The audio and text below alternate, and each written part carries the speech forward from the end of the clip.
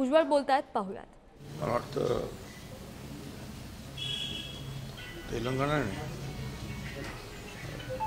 आंध्र की तेलंगणाने ते कलमेश्वर तो प्रकल्प जो आहे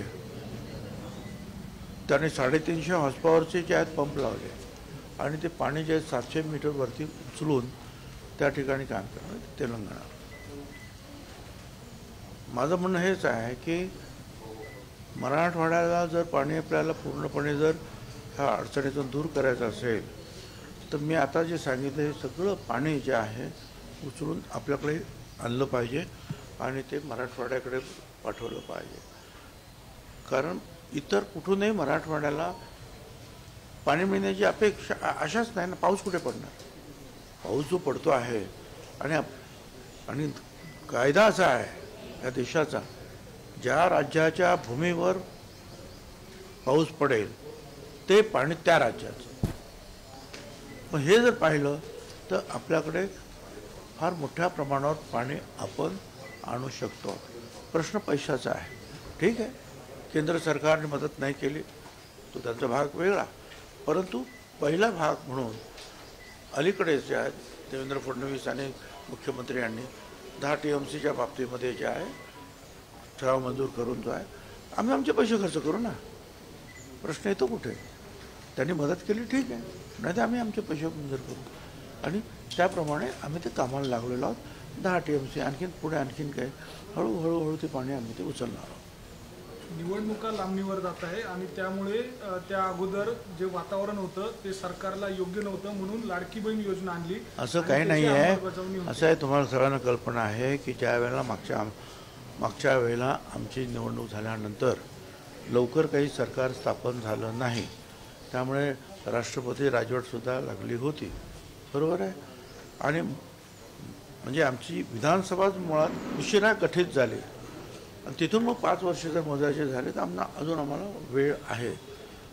त्या वेळेपर्यंत मग कधी पण निवडणुका होऊ शकतात आणि त्या घ्याव्या लागतील आम्हाला. पुढे फोर्सचं कारण दिलं जात आहे. फोर्स नाहीये. जम्मू आणि हरियाणाच्या निवडणुका होत आहेत आणि मला काही कल्पना नाही, पण आमची 5 वर्ष जे आहेत मागच्या वेळेला आमची विधानसभा उशिरा गठीत झालेली आहे. सरकार उशिरा स्थापन झालं आणि तिथून 5 वर्षाची आहे ती मुदत असते आमच्या विधानसभेची आमदारकीची. साहेब, लोकसभा निवडणुकीनंतर सरकारला लाडकी बहीण आठवली अशा पद्धतीचं विरोधकांनी. ठीक आहे, आता विरोधक ते बोलणारच ना. ते काय आमची स्तुती करणार का? म्हणून तर ते विरोधक आपण म्हणतो आहोत ना. विरोधकांचं काम आहे कुठच्याही सरकारचं कुठच्याही कृतीवर जे आहे आक्षेप घेणं, विरोध करणं हे त्यांचं काम आहे, ते करू दे. परंतु आपल्याला कल्पना आल्यास आता की आतापर्यंत जवळ 3,500 कोटीचा बटवारा झालेला आहे. 70 लाख लोकांपर्यंत जे भगिनींपर्यंत पैसे पोचलेत. 3 दिवसापूर्वीची माहिती 1,35,00,000 भगिनी अप्रूव्ड झालेल्या आहेत, मंजूर केलेल्या आहेत. काही भगिनींच्या बाबतीमध्ये जे आहेत हा आधार कार्ड आणि बँक खातं याचं काही जुळवाजुळव होत नाही. ती सुद्धा जे आहे कलेक्टर आणि त्यांचे सगळे रेव्हन्यूचे सगळे अधिकारी आणि आम्ही सुद्धा आमचे कार्यकर्ते ते मिळून जे आहे आम्ही हा सगळा प्रश्न जो आहे ज्यांचे आधार कार्ड जुळत नाहीत त्यांच्या अर्ध्यापेक्षा जास्त आम्ही प्रगती केली. तक्रारी येत आहेत की ज्या महिलांच्या बँक खात्यात पैसे जमा झाले बँकेने आपोआप पैसे कमी कट करून घेतले, काही चार्जेस लावून, अशा देखील तक्रारी. तो त्या काय तक्रारी माझ्याकडे तक्रारी अशा काय आलेल्या नाहीत अजून. काय आमचं काम आहे त्या भगिनीला पैसे देणं. त्या भगिनीला मी 3-3 हजार रुपये दिलेले आहेत.